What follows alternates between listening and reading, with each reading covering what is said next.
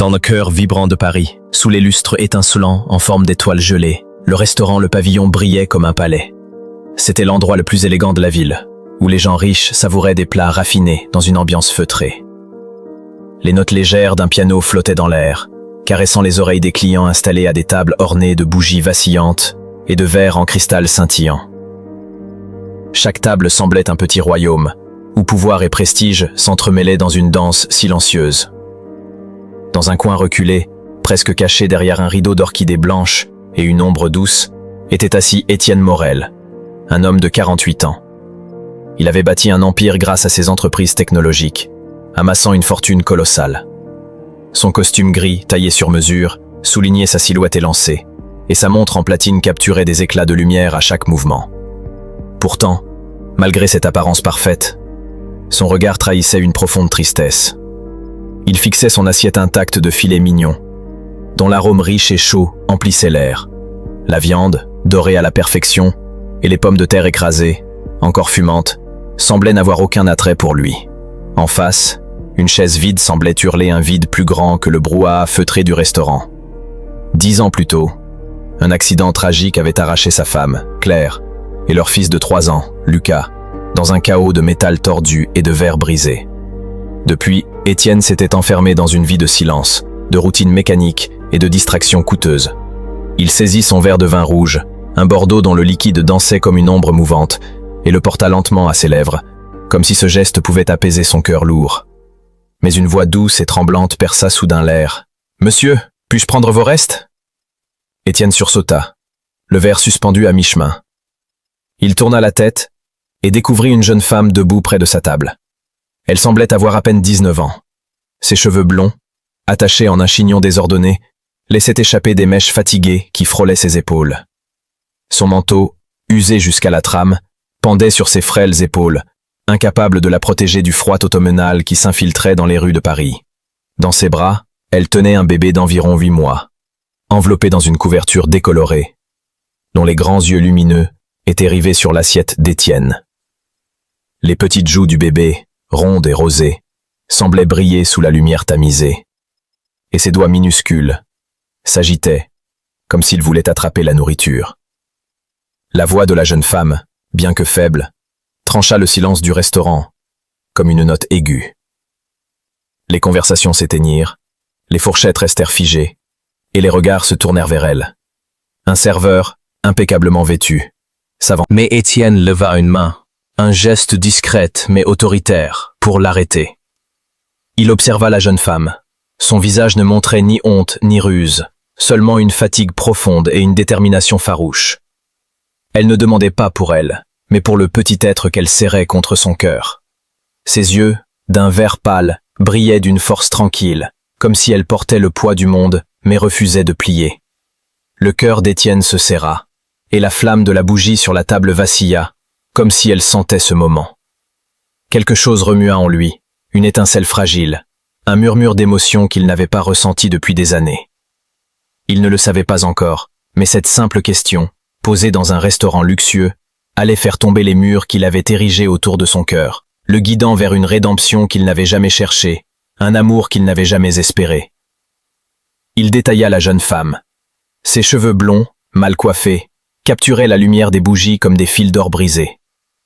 Son manteau, trop petit, laissait voir des manches effilochées et des coudes usés.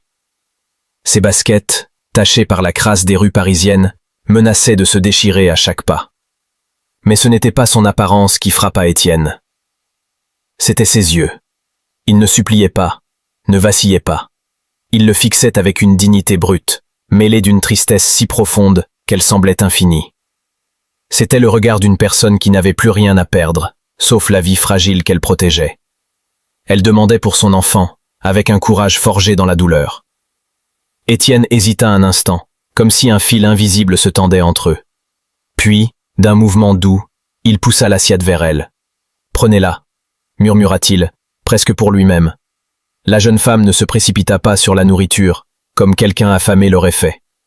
Avec une délicatesse surprenante, elle sortit un carré de tissu propre, bien que râpé, de son sac en bandoulière.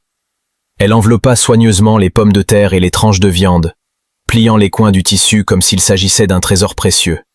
Puis, s'agenouillant avec précaution, elle serra son bébé plus fort et prit une petite cuillère en plastique dans sa poche. Elle souffla doucement sur une bouchée de pommes de terre pour la refroidir, puis la porta à la bouche du bébé. L'enfant ouvrit grand la bouche, et un gazouillis de joie, pur et lumineux, emplit l'air. Étienne sentit ses doigts se crisper sur le bord de la table. Le visage du bébé s'illumina sous la lumière des bougies, ses petites mains tapotant le manteau de sa mère. Un sourire éclata sur ses joues rondes, comme un rayon de soleil après une nuit sans fin. Ce sourire, si simple et si vrai, rappela à Étienne celui de son propre fils, Lucas, une image qu'il avait enfouie sous des années. Il détourna les yeux un instant, essayant de chasser l'émotion qui montait, mais son regard revint vite sur le bébé, qui soupirait de bonheur après une autre bouchée. La jeune femme continua, avec une patience infinie, nourrissant son enfant une cuillerée à la fois, ses mains stables, son souffle calme. Elle ne regarda pas autour d'elle, indifférente au jugement des clients riches qui l'observaient en silence. Elle était là pour une seule chose, son bébé. Le cœur d'Étienne se tordit, comme si quelque chose de très ancien se réveillait en lui. Ce n'était pas de la pitié, ni de la charité. C'était la reconnaissance d'un amour si pur qu'il ne pouvait être ni acheté, ni remplacé. Quand le bébé sembla rassasié, la jeune femme plia soigneusement le tissu, le glissa dans son sac, ajusta la couverture autour de l'enfant et se leva. Elle croisa le regard d'Étienne et hocha légèrement la tête, comme pour partager un secret silencieux. Puis elle tourna les talons et traversa le restaurant, passant entre les tables élégantes pour disparaître dans la nuit fraîche de Paris. Étienne resta assis, immobile, les yeux fixés sur l'endroit où elle se tenait. La bougie vacillait doucement, projetant des ombres dorées sur son verre de vin intact et la chaise vide. Sans réfléchir, sans analyser, il se leva, posa sa serviette sur la table, fit un signe discret au serveur médusé et sortit par les lourdes portes vitrées du restaurant. Il ne savait pas pourquoi il la suivait, seulement qu'il le devait. Ses pas résonnaient doucement sur le trottoir humide, étouffé par le murmure de la ville. Les néons de Paris s'effaçaient derrière lui, alors qu'il suivait la jeune femme dans une ruelle étroite. Elle avançait rapidement, mais avec prudence, tenant son bébé comme un bouclier contre les ombres. La ruelle déboucha sur un parking délabré, bordé d'immeubles en briques et de voitures abandonnées. Une vieille berline bleu marine, cabossée, se distinguait. Ses vitres étaient embuées, sa peinture écaillée, mais elle servait d'abri. La jeune femme ouvrit la portière arrière, s'installa avec précaution et posa une fine couverture comme un matelas. Elle murmura une berceuse, sa voix tremblante mais douce. « Tu es mon soleil, mon seul soleil. » Étienne, caché dans l'ombre, écoutait, captivé. La main du bébé agrippait le col de sa mère, ses yeux se fermant sous la mélodie. Le décor était triste, avec le bitume fissuré et les murs décrépits, mais l'amour qui émanait d'eux était indéniable. Étienne s'avança, incapable de rester immobile. La jeune femme sursauta, leurs regards se croisèrent. « Pardon, dit-il, levant les mains en signe de paix. Je voulais juste savoir si vous alliez bien. » Elle le dévisagea, méfiante. « Vous m'avez suivi ?»« Oui, admit-il, sa voix calme mais honnête. » Elle ne s'en fit. Après un silence, elle répondit doucement. « Il s'appelle Noah. Moi, c'est Camille. » « Noah, répéta Étienne, comme pour ancrer ce nom dans son cœur. « 8 mois ?» Elle hocha la tête. « Il adore les pommes de terre écrasées. » Étienne baissa la voix, presque un murmure. Le mien aussi. Camille cligna des yeux, et une lueur passa entre eux, comme si elle reconnaissait sa douleur. Elle ne posa pas de questions, mais écouta avec une attention rare, celle de quelqu'un qui connaît le chagrin. « J'étudiais pour être infirmière, dit-elle, le regard perdu dans la nuit. Puis je suis tombée enceinte. Le père est parti. Mes parents m'ont rejetée. On vit dans cette voiture depuis 2 mois. Je nettoie des maisons, je sers dans des cafés quand je peux. » Étienne observa la berline, la couverture usée, les petits vêtements empilés comme des trésors dans un coin. « Je peux aider ?» proposa-t-il. « Une chambre d'hôtel? De la nourriture? Ce dont vous avez besoin ?» Camille leva une main, ferme. « Non, je ne veux pas d'argent. » Surpris, Étienne demanda. « Alors, que voulez-vous » Elle regarda Noah, endormi contre elle, et murmura. « Juste un jour où il est au chaud, nourri, en sécurité. C'est tout. » Ces mots frappèrent Étienne comme un coup. Sous la lueur ambrée d'un réverbère, il vit dans les yeux de Camille Une ombre familière, celle des yeux de Claire, sa femme disparue. Pas identique, mais assez proche pour fissurer quelque chose en lui. La manière dont Camille tenait son fils, droite malgré l'épuisement, ranima un souvenir enfoui. Il recula, soudain troublé. « Merci, dit-il. » Elle fronça les sourcils. « Pourquoi ? Pour m'avoir rappelé que j'ai encore un cœur. » Camille ne répondit pas, mais serra Noah plus fort et reprit sa berceuse. Étienne resta un moment, la mélodie flottant dans l'air comme une promesse. Puis il partit, mais l'image de Camille et Noah ne le quitta pas. Malgré ses réunions, ses contrats et ses bureaux luxueux, leurs visages restaient gravés dans son esprit, rappelant qu'à Paris, où certains dépensaient des fortunes pour un verre de vin, une mère et son enfant survivaient grâce à leur courage. Il ne reparla pas à Camille immédiatement. Mais il agit discrètement comme il l'avait fait pour bâtir sa richesse. Il retrouva la berline, garée derrière une église abandonnée dans un quartier oublié. Sans s'approcher, il laissait des paquets près de la portière avant l'aube. Une boîte de lait pour bébé, un paquet de couches, un récipient de soupe encore chaude, soigneusement scellé. Il organisa une visite d'un pédiatre, présentée comme une aide d'église. Camille ignorait qui était derrière ses gestes, mais elle serrait Noah plus fort et murmurait merci dans le vide, comme une prière sans destinataire. Au début, Camille restait sur ses gardes. La vie lui avait appris à ne rien attendre des autres. Mais ses gestes, sans note ni attente, étaient constants, comme une lumière dans l'obscurité. Peu à peu, sa méfiance s'effrita. Une nuit d'octobre, tout bascula. Noah était grognon depuis le matin, refusant de manger, son front brûlant sous les doigts de Camille. Elle tenta tout, des linges frais, des berceuses, des balancements dans la voiture. Mais les pleurs de Noah s'affaiblissaient, sa respiration devenait rapide, haletante. Paniquée, elle courut à l'hôpital le plus proche, traversant les rues froides de Paris. Noah blottit contre elle. À l'accueil, une employée à peine attentive leva les yeux. Camille expliqua, la voix tremblante, que son bébé avait besoin d'aide. Quand elle admit qu'elle n'avait pas d'assurance, le visage de la femme se durcit. « On est complet. Attendez ou trouvez un autre hôpital. » Camille insista, les larmes aux yeux. « C'est un bébé. Il a 42 fièvres. Il ne va pas bien. » Mais l'employé resta impassible. Dehors, dans l'air glacial, Noah devint silencieux. Un silence qui terrifia Camille. Elle le serra contre elle, son corps tremblant de froid et de peur. Désespérée, elle sortit son vieux téléphone et tapa 2 mots. « Aidez-nous ». 6 minutes plus tard, une SUV noire s'arrêta dans un crissement de pneus. Étienne en sortit, les yeux pleins d'urgence, son manteau flottant dans le vent. Sans un mot, il tendit les bras. Camille, hésitante, lui confia Noah. La petite main du bébé attrapa faiblement le doigt d'Étienne, un geste fragile mais confiant, comme s'il reconnaissait une présence sûre. Étienne entra dans l'hôpital d'un pas déterminé. « Je veux un médecin, maintenant », lança-t-il à l'accueil, la voix comme de l'acier. « Cet enfant a une fièvre grave. Je paye tout, mais si vous attendez 1 seconde de plus, j'achète cet hôpital et je vous renvoie tous. » Noah fut pris en charge immédiatement. Camille s'effondra sur une chaise dans le couloir, épuisée, les mains tremblantes. Étienne resta à ses côtés, silencieux, une présence solide. Quand une infirmière annonça que Noah était stable et sous surveillance, Camille relâcha un souffle qu'elle retenait depuis des heures. Elle regarda Étienne, les yeux brillants de larmes. « Vous êtes venu ?» Il hocha la tête, simplement. Bien sûr, les larmes coulèrent, et Camille s'appuya contre lui, laissant sortir tout ce qu'elle avait retenu depuis qu'elle était mère. Étienne l'enlaça, sans lui demander de se calmer ou d'expliquer. Pour la première fois en 10 ans, tenir quelqu'un ne semblait pas trahir Claire et Lucas. Ils ne parlèrent pas d'amour cette nuit-là, mais quelque chose changea. Dans le cœur d'Étienne, qui s'était juré de ne plus aimer, et dans celui de Camille, qui n'avait appris qu'à survivre. Ce n'était pas parce qu'il l'avait sauvée, mais parce qu'elle n'avait plus à porter son fardeau seule. Tout changea avec une photo floue, prise dans la nuit. Elle montrait Étienne sortant de l'hôpital, Noah dans les bras, Camille à ses côtés. L'identité de Camille fut révélée par un formulaire d'hôpital divulgué. Les commentaires affluaient, certains louant Étienne, d'autres accusant Camille d'être intéressée, manipulatrice.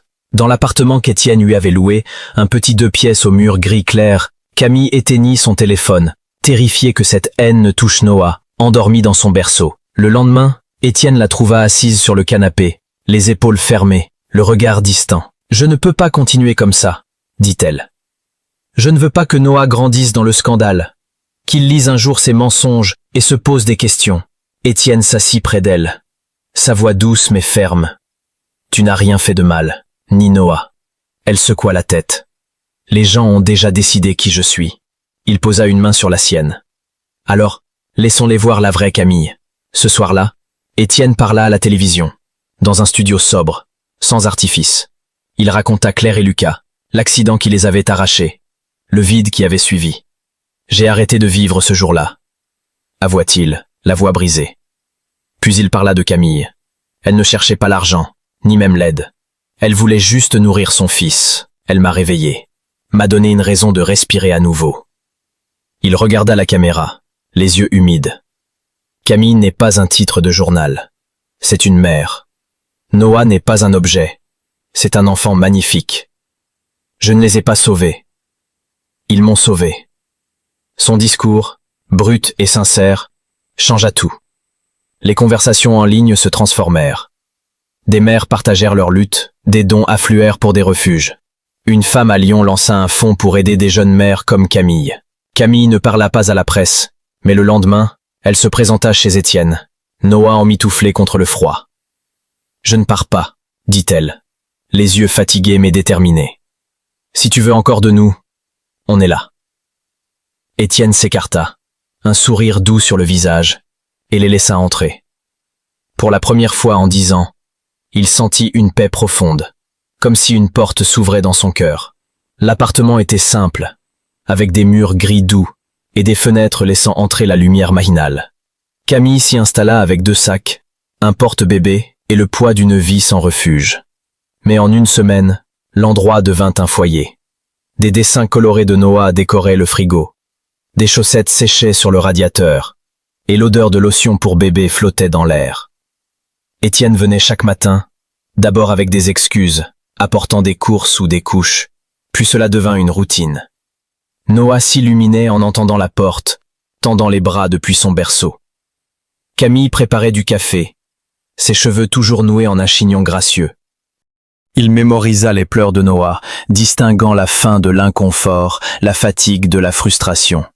Un après-midi, en berçant Noah endormi, sa petite main agrippée à sa chemise, Étienne réalisa qu'il ne voulait plus partir. Pas après la sieste, pas après l'heure suivante. Il voulait rester. Camille le remarqua aussi, dans la façon dont il écoutait les babillages de Noah comme s'ils étaient une symphonie, dans sa présence discrète, sans chercher à impressionner ou à contrôler. Leur lien grandit, non pas comme une flamme vive, mais comme une rivière calme, née de la constance et de la patience. Une soirée sur le petit balcon de l'appartement, ils s'assirent sous une couverture, la ville scintillant en contrebas. Étienne parla doucement. « Quand j'ai perdu Claire et Lucas, j'ai cru que je ne pourrais plus aimer, ni appartenir à quelqu'un. » Camille le regarda, les yeux brillants sous la lune. « Tu n'as pas perdu ça. Ça attendait. » Ils ne s'embrassèrent pas, mais ce moment fut une promesse silencieuse, profonde. Camille sourit, un sourire rare, juste pour lui. Étienne sourit en retour, un sourire guéri, illuminé de l'intérieur. 1 an plus tard, une lettre glissa sous la porte, comme un souffle inattendu. Écrite de la main de la mère de Camille, elle était brève. « S'il y a une chance de connaître mon petit-fils, je voudrais essayer. » Camille fixa la lettre pendant 1 heure, Noah jouant avec ses blocs colorés à côté. Quand Étienne arriva, elle la lui montra. « Elle m'a rejeté il y a 2 ans, dit-elle, la voix basse. Ils m'ont dit que je n'étais plus leur fille. » Étienne s'assit près d'elle. « Tu ne leur dois rien. Mais Noah, ne mérite-t-il pas de choisir ?» Camille réfléchit, son regard perdu. Peut-être qu'il a le droit de connaître ses origines, même si elles sont brisées. 3 jours plus tard, ils roulèrent vers la ville natale de Camille, un village aux collines verdoyantes, où les maisons semblaient murmurer des souvenirs.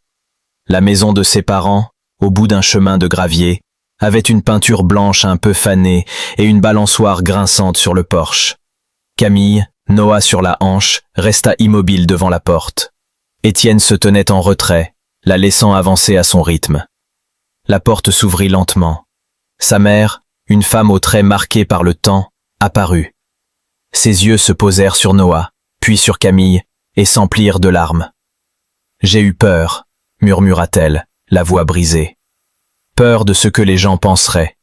J'ai voulu protéger une image, et je t'ai perdu. » Camille resta silencieuse, sa mâchoire crispée. Le pardon n'effaça pas le passé, mais il l'adoucit. Autour de la table familiale, où Camille mangeait autrefois ses céréales d'enfant, ils burent du thé, rirent, et son père fit sauter Noah sur ses genoux. Camille croisa le regard d'Étienne et articula en silence. « Merci. » Il secoua la tête, murmurant pour lui-même. « Non, merci à toi. » 1 an plus tard, dans un parc parisien baigné de soleil printanier, une petite cérémonie eut lieu sous un vieux chêne. Noah, presque 2 ans, vêtu d'un gilet bleu marine et d'un nœud papillon, marchait en tenant une boîte en velours, déterminé à la donner à Étienne. Camille, pieds nus dans une robe blanche, rayonnait, non pas à cause de la robe, mais de la lumière dans ses yeux, celle de quelqu'un qui avait traversé l'obscurité.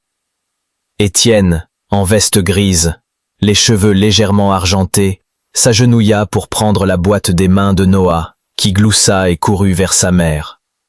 Étienne s'avança, la boîte à la main, et mit un genou à terre. Le vent sembla s'arrêter, comme si Paris retenait son souffle. « Tu n'as rien demandé, » dit-il, la voix chargée d'émotion. « Tu n'as pas supplié, tu n'as rien attendu. Tu es arrivé dans la pire nuit de ta vie, et tu m'as rappelé ce que c'est d'être vivant, d'être nécessaire. » Il ouvrit la boîte, révélant une bague simple, choisie pour sa main quand elle tenait Noah. « Tu ne m'as pas pris mes restes, Camille. Tu m'as donné tout ce qui me manquait. Une famille, un amour, un avenir. Veux-tu m'épouser ?» Camille, les larmes aux yeux, hocha la tête, riant à travers ses sanglots. « Oui !» Ils s'enlacèrent, leurs corps s'emboîtant comme des pièces d'un puzzle retrouvé. La cérémonie fut simple, avec quelques amis, un tissu blanc étendu sous l'arbre, et une arche en bois ornée de lierre. Noah jouait avec les pétales au sol, levant parfois les yeux, curieux de l'émotion des adultes. Pendant les vœux, alors qu'Étienne promettait d'aimer Camille et le fils qui les avait réunis, Noah grimpa sur sa jambe. « Papa !» cria-t-il. Étienne, les yeux humides, le souleva, tenant Camille de l'autre bras. « Je t'aime, mon fils !» murmura-t-il. Sous le soleil, entouré d'amis et du ciel, tout ce qui était brisé devint entier. Étienne n'avait pas sauvé une jeune mère, elle l'avait sauvé de la solitude, d'une vie vide malgré sa richesse. Une nouvelle famille était née, non pas du sang, mais d'une question murmurée et d'une assiette de pommes de terre. Ils n'étaient pas parfaits, mais ils étaient ensemble, et cela suffisait.